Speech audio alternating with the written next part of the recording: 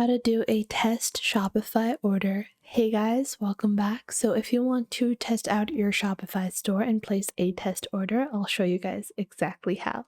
So to do that, go into settings in your Shopify dashboard and then go into payments.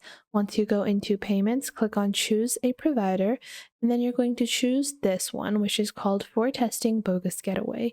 Select this and click on activate over here.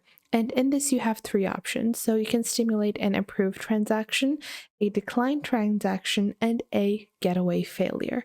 So once we have done this, we've added our bogus getaway. We can now open our online store. And once I open up my online store, I'll go into my product, click on add to cart, and then click on view cart. We have the entire checkout process now active, and this is exactly what the customer would experience.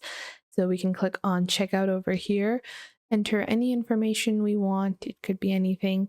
And then let's say I want to emulate a approved transaction. So I'm just going to enter the card number as 1 and then any random security code.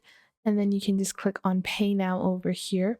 And just like that, an order has now been placed. Now, if I go back into my Shopify store and go into orders, you will see our order was just placed, and it will emulate exactly what it would look like had it been a real order. It is going to notify you that this is a test order and it is currently unfulfilled. It's authorized. Now you can click on capture payment over here and click on accept to capture your payment.